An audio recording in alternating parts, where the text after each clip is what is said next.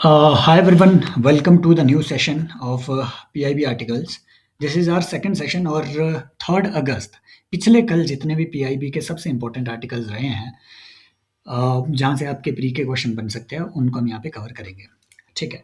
दूसरी बात, आज की पीडीएफ में बहुत सारे आर्टिकल्स हैं, 29 पेजेस के हैं। आपको मालूम है पार्लियामेंट का सेशन चला है और सबसे इम्पोर्टेंट यही फेज हमारे लिए होता है क्योंकि पार्लियामेंट के रिप्लाईज में बड़ा सारा ऐसा कंटेंट आपको मिलता है जो कि यूपीएससी के पेपर में सीधे आ जाता है। फिर आप लोग पूछने लग जाते हैं, ये यूपीएससी ने पूछा तो पूछा कहाँ से? और पीआईबी इंपॉर्टेंट क्यों है, ये यहाँ से आपको क्लैरिटी मिल जाएगी। देखो हुआ क्या है कि उज़्बेकिस्तान के जो फॉरेन अफेयर्स मिनिस्टर है वो इंडिया आए हुए हैं, प्रेसिडेंट जी से भी मिले ये, है ना? पीयूष गोयल जी से भी मिले। तो यहाँ से बड़े अच्छे कुछ एक सवाल हम आज डिस्कस करेंगे। पहला, आप मुझे कमेंट सेक्शन में बताएँगे कि वो कौन-कौन से ऐसी ऑर्गनाइज़ेशंस हैं, मिनिमम 3 ऐसी ऑर्गनाइज़ेशंस आप बताइए, जिसमें इंडिया और उज़्बेकिस्तान म्यूचुअल पार्टनर्स हैं, किसी तरीके से वो लिंक्ड है, राइट? अब हुआ क्या है कि अच्छा प्रेज़िडेंट साहिबा ने कहा कि इंडिया उज़्बेकिस्तान बिज़नेस फोरम एक चलता है, ये मेंस में आप लिख सकते हैं, right? India Uzbekistan business forum, Uzbekistan के साथ अराउंड 1.5 बिलियन यूएस डॉलर का हमारा ट्रेड है आज के दौर में। तो इसमें हाई पोटेंशियल है। पीयूष गोयल जी ने भी बोला कि वहाँ पे माइनिंग वगैरह, क्रिटिकल मिनरल्स वगैरह के लिए काफ़ी हाई पोटेंशियल है और हमें इसमें कोऑपरेशन करना चाहिए। फिर आता है कि भैया आईटेक के तहत लगभग 3000 जो उज़्बेक प्रोफेशनल्स हैं, वो इंडिया में आकर के आईटेक के तहत स्कॉलरशिप प्रोग्राम्स के तहत पढ़ रहे हैं। अलग बात ये है कि 16,000 से ज़्यादा 16,000 से ज़्यादा इंडियन स्टूडेंट, क्योंकि हमें ऐसा लगता है ना कि भैया इंडिया में उज़्बेकिस्तान के ज़्यादा स्टूडेंट आते होंगे। लेकिन 16,000 से ज़्यादा इंडियन स्टूडेंट उज़्बेकिस्तान जाकर के वहाँ पे डॉक्टर-डॉक्टर बन रहे हैं और फिर इंडिया में आ रहे हैं, है ना? फिर ये सब चीज़ें हैं, यूक्रेन जाते हैं, बहुत सारे उज़्बेकिस्तान जाते हैं, बहुत सारे बांग्लादेश जाते हैं, रशिया जाते हैं, वहाँ से डॉक्टर बन के इंडिया आ जाते हैं। की एरियाज़ फॉर कोलैबोरेशन ऑलरेडी यहाँ पे इंक्लूडेड है। हमें यहाँ से जानना है कि भैया इंडिया ने जो बीआईटी साइन की है उज़्बेकिस्तान, इसलिए हमारे लिए बहुत इंपॉर्टेंट हो जाता है कि हमारी जो पहले बायलैटरल इन्वेस्टमेंट ट्रीटी थी, जो मोर देन 90 मेंबर्स के साथ हम 1990s से लेकर के साइन कर चुके थे, इन्वेस्टमेंट फैसिलिटेशन के लिए। इस ट्रीटी को हमने पता नहीं किसके दिमाग में क्या आया, 2016 में एकदम से इस ट्रीटी को निरस्त कर दिया गया कि जितनी भी पुरानी बीआईटीज़ हमारी है, सारी हम जो है रिमूव करते हैं, हमारे कोई ऑब्लिगेशन नहीं होंगे। जस्ट रूल्स ऑफ ओरिजिन क्या होते हैं, आप मुझे कमेंट सेक्शन में बताएँगे। उसको स्ट्रेंथन करने के लिए नई बीआईटी का मॉडल लाया गया और इंडियन गवर्नमेंट का ये सबसे बड़ा फेलियर है मिनिस्ट्री ऑफ एक्सटर्नल अफेयर्स का, कि ये जो नई बीआईटीज़ है पिछले 10 सालों में सिर्फ 5 ऑड कंट्रीज़ के साथ हम साइन कर सके हैं। इनमें से एक ऑब्वियसली यूएई होगा, एक उज़्बेकिस्तान, किर्गिस्तान, बेलारूस, इज़राइल, और इज़राइल के साथ भी, इनके साथ भी अभी-अभी साइन हुए हैं। यूएई के साथ, उज़्बेकिस्तान के साथ, इज़राइल के साथ। अदरवाइज़ 1-2 के साथ ये 2016 से साइन हो रखे थे। एक बहुत बड़ा क्रिटिसिज़्म है। इंडिया के आईटेक प्रोग्राम पे प्री में सवाल आ सकता है। 1964 में जो है ये ITEC programme ministry of external affair ने लॉन्च किया था और मोर देन 160 पार्टनर नेशंस हैं, mostly from the third world countries, जिसके तहत हम, है ना, टेक्नोलॉजिकल और जो इकोनॉमिक कोऑपरेशन है वो हम करते हैं थर्ड वर्ल्ड कंट्रीज के साथ, आईटी, हेल्थ केयर, मैनेजमेंट वगैरह इन सारे डोमेन में, ताकि हम वहाँ के प्रोफेशनल्स को ट्रेन कर सके। This is a south south cooperation का मैकेनिज्म। यहाँ पे खत्म करते हैं ये वाली डिबेट, इससे ज़्यादा इंपॉर्टेंट इन आर्टिकल्स में तो सिर्फ ये था ना, तो ये आगे की रिसर्च है। हमारे यहाँ पे ऐसे ही पूरा रिसर्च होता है चीज़ों पे। Prime minister expresses pride in India's contingent performance at Commonwealth games. सवाल यहाँ से अच्छा बन सकता है, क्यों? क्योंकि भाई साहब हमने 39 मेडल्स जीते हैं कॉमनवेल्थ गेम्स में, और ये ऑर्गेनाइज कहाँ हुई थी? ग्लासगो में। इतना याद रखो, यूपीएससी के जो बाकी एग्जाम होते हैं ना, ईपीएफओ अभी आने वाला है या कोई और, उसमें फॉर श्योर यहाँ से सवाल आएंगे, श्योरली यहाँ से सवाल आएंगे। ठीक है। एक और चीज जो यहाँ पे हमने डिस्कस करनी है, साथ ही डिस्कस कर लेते हैं कॉमनवेल्थ की गेम के साथ, वो ये कि जो कि ministry of north eastern development है, तो इनके जो मिनिस्टर है ज्योतिरादित्य सिंधिया जी, इन्होंने मीराबाई चानू के साथ मीटिंग करी। मीराबाई चानू जो है, इन्होंने तीसरी बार गोल्ड मेडल लाया है कॉमनवेल्थ गेम्स में। ठीक है, ये एक वेट लिफ्टर है, मीराबाई चानू जी। तो बस यहाँ से आपको सवाल बन सकता है कि ये कौन रहे हैं? मीराबाई चानू है, ठीक है। तो ये एक हैट्रिक इन्होंने लगाई है। भाई ये एसए के लिए प्रवचन है, पढ़ लेना आराम से, ये मैंने तब डाल के रखा है ना? क्योंकि प्राइम मिनिस्टर जी ने एक सुभाषितम शेयर किया जिसमें बोला कि one should not lose patience even when Fortune is adverse, for through patience one can always regain a lost favourable situation, just as a skilled sailor, even when his ship breaks apart in the middle of the ocean, focuses solely on his actions, namely the efforts to survive and swim without losing the heart. तो भैया दिल ना हारें, है ना? जिस तरीके से एक प्रोफेशनल स्विमर ओशन की वेव्स आने के बावजूद अपने जीतने की सोचता है, वैसे ही आप सोचते रहें। ये एक अच्छा कंटेंट है आपको जहाँ पे भी डालना हो, है ना? रेजिलियंसी दिखाता है। अब देखो, इसलिए ज़रूरी होता है, इसलिए पीआईबी एक बहुत ही खूबसूरत चीज़ है। आपको अगर पीआईबी आप पढ़ते हो या पीआईबी रेगुलर कवर करते हो, आपको बार-बार पढ़ने की ज़रूरत नहीं पड़ती, क्योंकि पीआईबी में बार-बार आर्टिकल्स आते रहते हैं उन चीज़ों पे जो कि आपके लिए इम्पोर्टेंट है। ठीक 1 दिन पहले, कल ही मैंने जो वीडियो डाली उसमें हमने कैप्टिव और कमर्शियल कोल माइनिंग के बीच डिफरेंस देखा। उसके लिए वीडियो पिछले कल वाली देख लो, मैं उसे एक्सप्लेन नहीं करने वाला। हमने ये भी देखा कि ये क्यों सबसे इम्पोर्टेंट हो जाता है अभी वाला डेटा, क्योंकि पहली बार इंडिया ने 1 बिलियन मेट्रिक टन से ज़्यादा माइनिंग की है 2025 और 2026 कंटिन्यूअसली। इससे पहले 2014 में लगभग सिर्फ अराउंड 600 मिलियन मेट्रिक टन की माइनिंग हम करते थे। तो ये ऑलमोस्ट डबल हुआ है हमारा कोल का माइनिंग।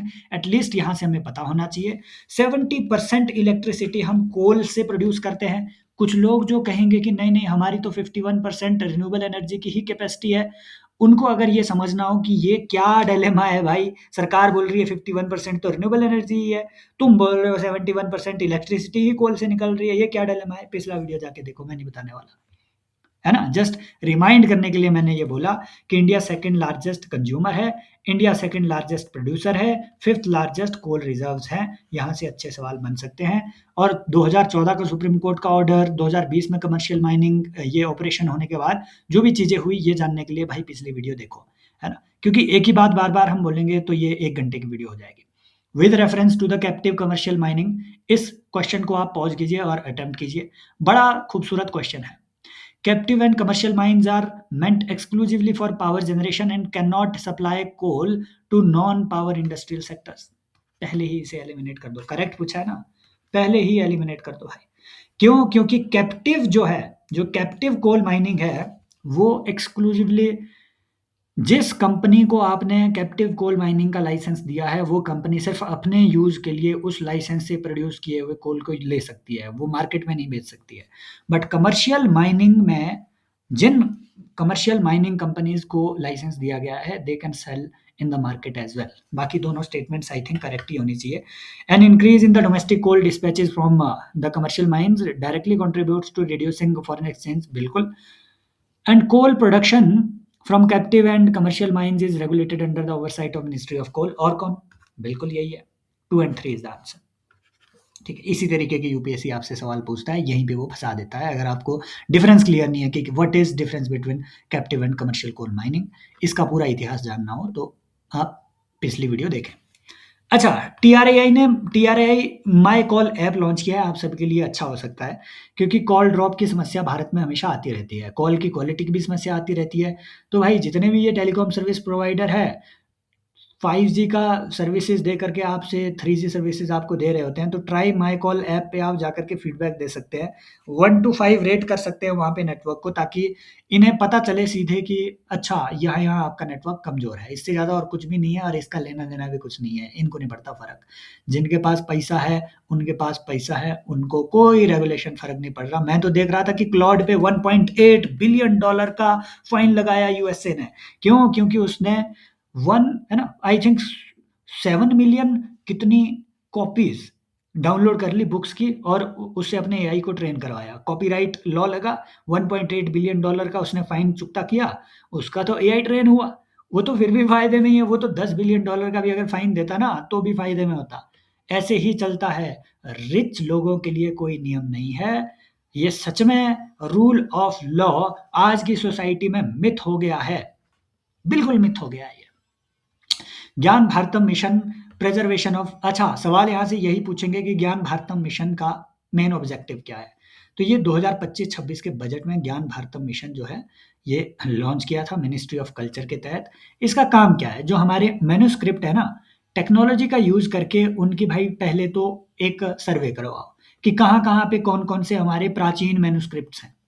उन मैन्युस्क्रिप्ट्स को देन यू कैन स्कैन, है ना। After scanning the manuscripts they will be made available at national digital repository. But catch is in this question, इसे अटेम्प्ट कीजिए with reference to Gyan Bharatam mission, है ना। पॉज कीजिए। Recently seen in news, consider the following statements. It is a pan India initiative launched under ministry of culture to accelerate the digitisation survey and preservation of India's manuscripts and heritage. It mandates that all digital manuscripts, including the sensitive and restricted materials, must be made freely accessible to the public without any access restrictions. The mission functions through the network of cluster centers, nodal coordinating authority at state UT level.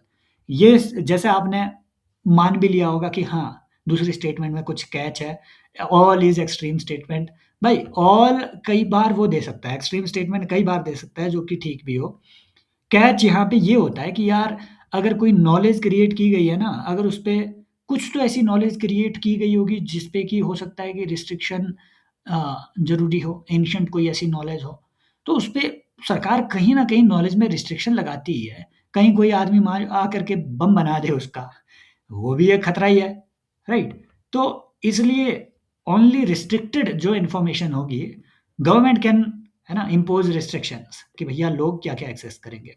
साथ में access करने के लिए अगर आपको revision से related कोई issue आ रहा है, अगर आप 2027 के लिए कंसर्न्ड है कि हमारे पास कोई ऐसा कोर्स हो जिसमें पीवाईक्यू भी कवर्ड हो, सारे के सारे करंट अफेयर भी लिंक्ड हो, प्रीलिम्स के एमसीक्यू भी प्रैक्टिस हो, रिवीजन ओरिएंटेड वीडियोज़ हो और बहुत ज़्यादा कंटेंट भी ना हो।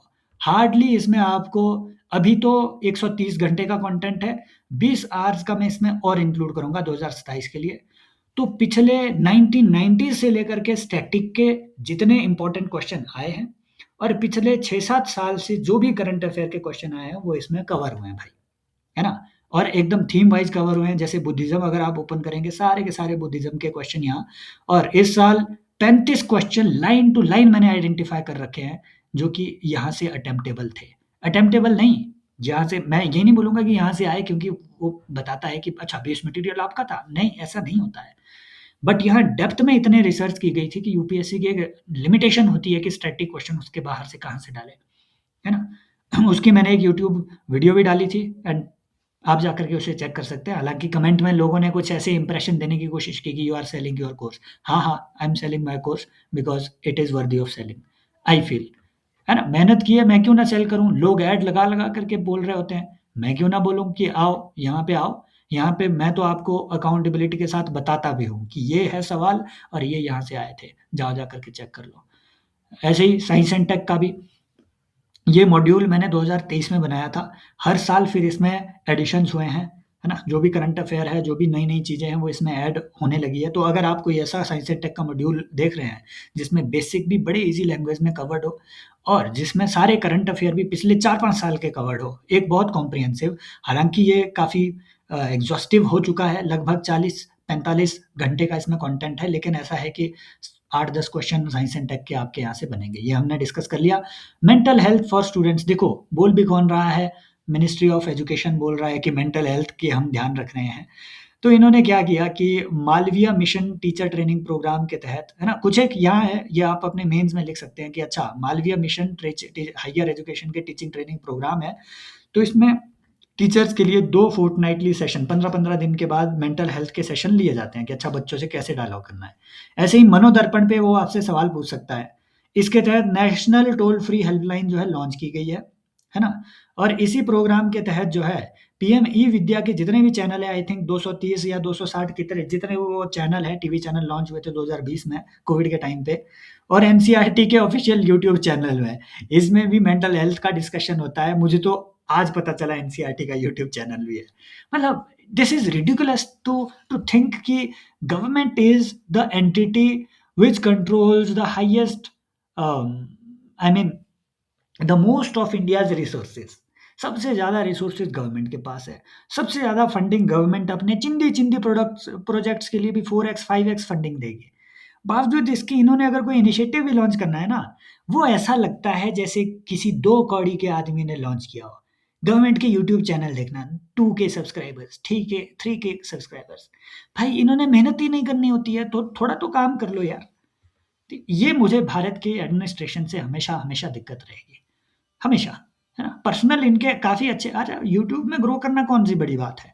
अगर आपको ऐसा कोई ऑफ़िशियल चैनल लगाना भी है, अच्छा बच्चों के लिए भाई अच्छी बात है, एनसीईआरटी किताबें पब्लिश करती है, आकर के उसके एक्सपर्ट टीचर खुद नॉलेज दें, है ना? यूपीएससी की कोचिंग भी बंद हो जाएगी। लेकिन देख लो इनका हिसाब ही देख लो।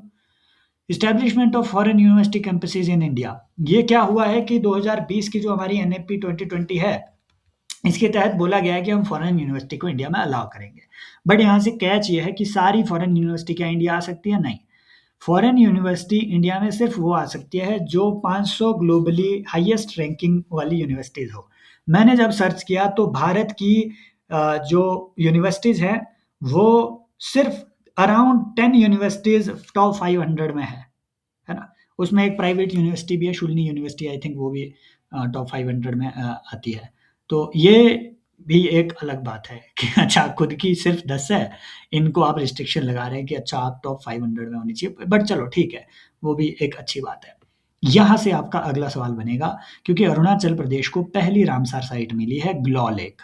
तो ये एक फ्रेश वाटर लेक है, याद रखना ये एक फ्रेश वाटर लेक है। कामलांग जो वाइल्ड लाइफ सेंचुरी है, कामलांग टाइगर रिजर्व भी है, वाइल्ड लाइफ सेंचुरी भी है।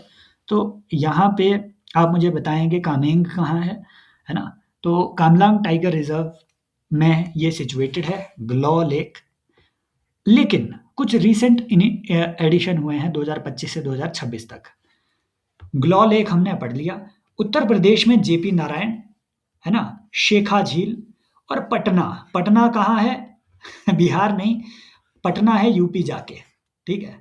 पटना है यूपी जाके, और उदयपुर कहाँ है? बिहार में है। समझ रहे हो? ये याद रखना, यहाँ राजस्थान मत समझ लेना। तो ये आपको देखो ये ना रटनी ही पड़ेगी। मैं अगर आपको बता भी दूँ कि अच्छा ग्लॉ लेक, ग्लॉ का तो याद ही रखना, उत्तर प्रदेश अरुणाचल प्रदेश। उत्तर प्रदेश में ये 2 लेटेस्ट ऐड हुई है, शेखा झील और जयप्रकाश नारायण, ये तो आपको पता ही होना चाहिए, है ना? पटना भी यूपी में है, उदयपुर कहाँ है? बिहार में है।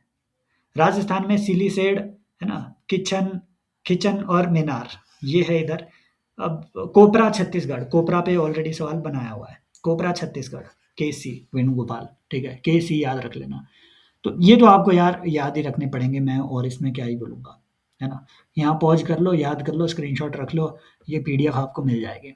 अच्छा, पार्लियामेंट में ग्रीन क्रेडिट प्रोग्राम पे मैं एक दिन ही डिस्कस कर रहा था, ये आई थिंक हर्ष वगैरह से क्लास में, या पूर्वा क्लास नहीं, हाँ, ये सीएपीएफ वालों से डिस्कस कर रहा था उसमें, कि भाई ग्रीन क्रेडिट प्रोग्राम जो है वो लॉन्च तो कर दिया सरकार ने, अभी पता नहीं है कि इसका हुआ क्या इसके आगे। तो इस पे पार्लियामेंट में भी क्वेश्चन आया, तो इसमें पार्लियामेंट में कुछ बातें बताई गई कि हमने ग्रीन क्रेडिट रूल्स बनाए हुए हैं। इस रूल के तहत जो भी लोग ग्रीन क्रेडिट क्या है? जैसे क्योटो प्रोटोकॉल है, ऐसे ही आर्टिकल 6 ऑफ पेरिस एग्रीमेंट है जो कहता है कि carbon trading mechanisms globally establish होने चाहिए और डिफरेंट डिफरेंट कंट्रीज में भी। उसके लिए सरकार ने ग्रीन क्रेडिट प्रोग्राम लाया, जिसके तहत कोई भी व्यक्ति अगर पास्चर्स में, है ना, खाली डिग्रेडेड लैंड पार्सल्स में अगर कोई भी व्यक्ति जो है फॉरेस्ट ग्रो करता है, तो वो ग्रीन क्रेडिट उसके लिए क्लेम कर सकता है और कंपनियों से ट्रेड कर सकता है उस ग्रीन क्रेडिट को, कि अच्छा चलो ठीक है, हमारे पास 10 बिलियन कार्बन डाइऑक्साइड का एक कार्बन सिंक है, हमने क्रिएट किया है और हमें इसका प्राइस दो, हम आपको सर्टिफिकेट दे देंगे कि ये you own this particular carbon sink. लेकिन इसके लिए कुछ लिमिटेशंस हैं, वो ये, पहली बात कि स्टेट फॉरेस्ट डिपार्टमेंट इसे पहले रजिस्टर करेगा कि अच्छा ये है डिग्रेडेड लैंड पार्सल जिसमें आपने फॉरेस्ट क्रिएट किया है। फॉरेस्ट ऐसा नहीं है कि अच्छा आपने 10 पेड़ लगा दिए, मिनिमम कैनोपी डेंसिटी 40% होनी चाहिए और मिनिमम 5 साल होने चाहिए रिस्टोरेशन वर्क के, ताकि भाई पौधे पहले बड़े हो तब जाकर के आप ग्रीन क्रेडिट क्लेम करो, अदरवाइज तो भाई इसमें फालतू की वही होगी। फॉरेस्ट रिसर्च, है ना, जो इंस्टीट्यूट है देहरादून, वो इसका वो है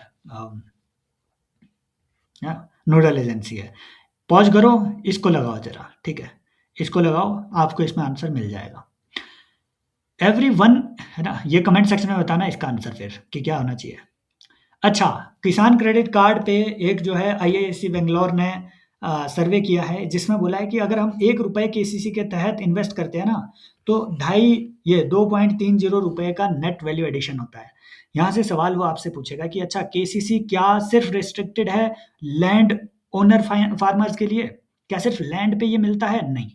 किसान क्रेडिट कार्ड आपको कोलेटरल फ्री भी मिलता है, इवन लैंडलेस फार्मर्स के लिए, लीजी फार्मर्स के लिए, और इवन ओरल लीजीज के लिए, और लैंडलेस वर्कर्स के लिए भी केसीसी अवेलेबल है।